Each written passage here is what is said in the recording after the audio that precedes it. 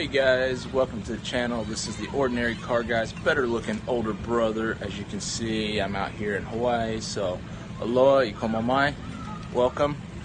Today, working on my wife's 2009 Toyota Camry, 2.4 liter, so it's the 4-cylinder. A couple days ago, we had a problem, car shut down. Taking a look at it, the radiator had a hole in it, had completely drained fluid, so lucky we caught it when we did. So today we're changing out the radiator on it. Should be a pretty straightforward process, but we'll keep you in tow and show you what we got. Okay, so I actually pushed the car into my garage so I had a little bit of light because it was late this evening and wasn't going to have enough light to shoot.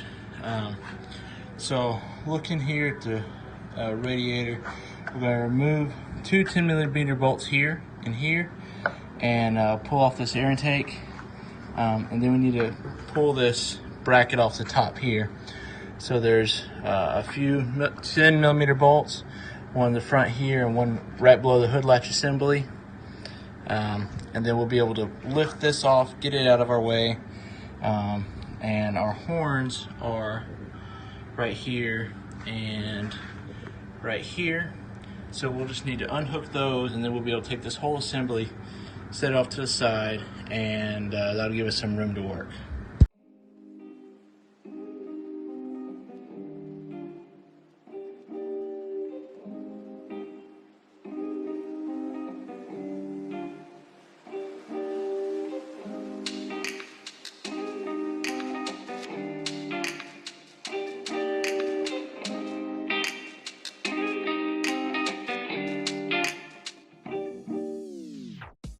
So I had a little bit of a struggle there, but figured out one of our problems is there's actually a bolt on top and then a bolt in the front of this plate, as well as the one on the bottom of the hood latch and right behind it. So there's 6 bolts in this that we need to remove it. And then I just came in here and unclipped the horns. So just a little press clip there, pop it out. And now we have that with our air intake out of the way, and we've got plenty of room to get to our radiator. Alright, so I don't think there's much fluid left in our radiator, but I'm going to check it and drain it a little bit. So I got a little pan here to go underneath, but right in the middle down here, you can see the orange cap.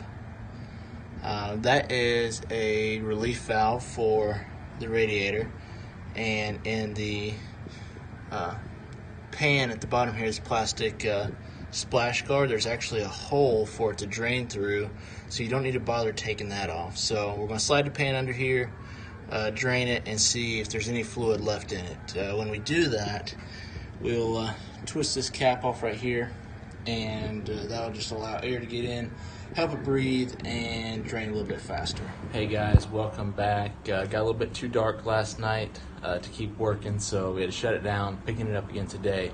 We're early, got plenty of light, and we'll get this job done. So to recap where we left off, we drained the radiator. This is all that was in there, so not a lot of fluid. So it already leaked out most of it, and as we saw last night, we pulled off this plate. There's 2 bolts on each side. There's one on top and one in the front, and then here and here, and then also right behind the hood latch we have a bolt, and then down at the bottom here. So those are a little bit challenging to get to. If you have a wrench that has a ratcheting box end, so much easier, you'll be able to knock them out. I didn't, so it took me a little while. I had to get my fingers in there and work them out, but it can be done, not too crazy. So we'll flip it around here and show you what we're getting ready to work with and what we got to do to get this radiator pulled out. Alright guys, now let's take a look at what we got to remove to be able to get this radiator out. First, we've got this line here that runs to our overflow tank, so we'll unhook it from here, hang it up here out of the way. We've got a couple connection points for the fan assembly. So we'll need to unzip those, and then we have 4 hoses that we need to pull out. So this first one here we'll unhook from this joint right here, pull it out of the way. This one here connects to the radiator down at the bottom, but it'll be easier to unhook it from up here and then just transfer the hose to the new radiator. And then the last 2 lines are these 2 right here, which run to the transmission. So we'll unhook these from right here and move these 2 hoses over to the new radiator as well before we install it back.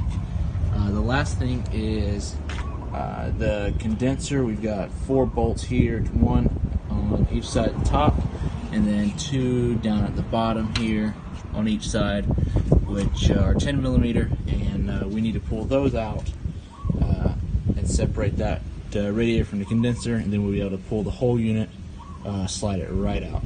So we'll get to it.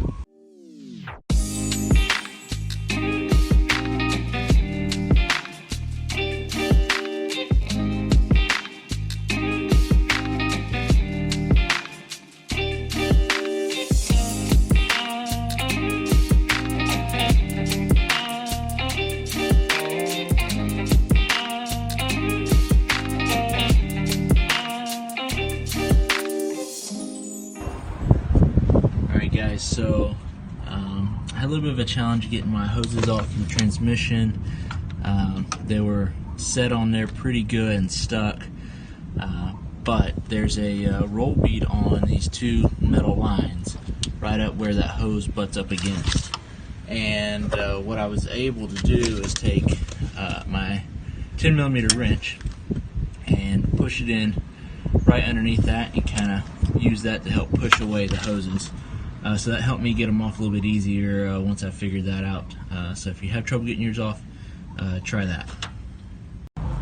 Alright guys, we're ready to pull our radiator and fan assembly out. So just make sure your hoses and cables are out of the way, and it should lift straight out.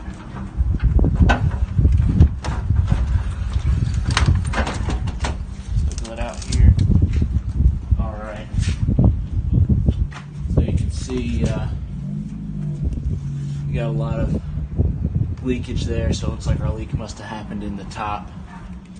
And so what we're going to do is lay it down, and we'll separate our fan assembly from the radiator, pull off our hoses, and move them over to the new radiator, and then we'll just repeat the process. Alright guys, we're going to take our new radiator here, flush it out, just make sure there's no particles in it. So run some water in it, let it push out for a minute, and then get ready to hook it back up.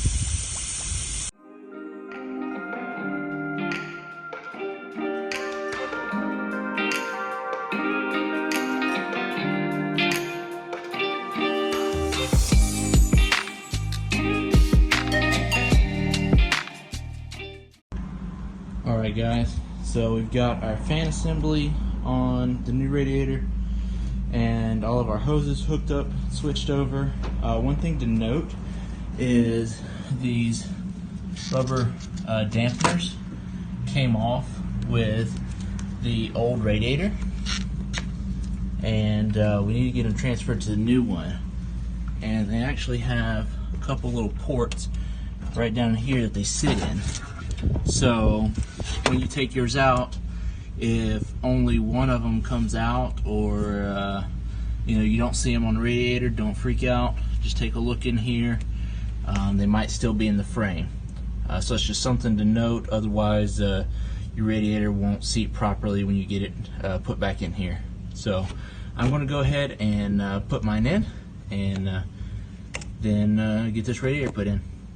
Alright guys, so I wasn't paying attention when I put my hoses back on, and I didn't put this one back on in the correct spot. It needs to actually go on this side, and so I'm not able to get the radiator in properly, so I just need to swing that over, and then we'll be good to go. So make sure you pay attention to that, put them back in the correct spot, how they're supposed to be, and you won't have any problems.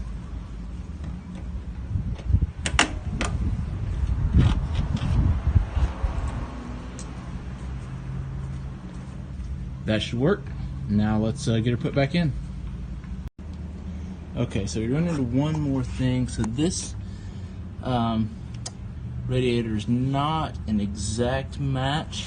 Had one little issue here is with this clip is this condenser needs to slide up here so we can put our bolt through and bolt them together, but this little plastic tab right here is in the way. If we come over here and look at our factory radiator, you can see how much wider these are. So it's a little bit of an issue that I'm running into there is I'm not able to get that back in place.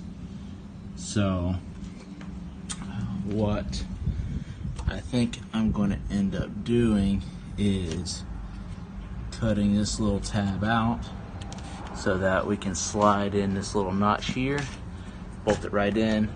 We don't have that issue on this side because it's designed a little bit differently. So I'll get to that, and then we should be good to go. Hook everything back up, bolt it in, and fill it up.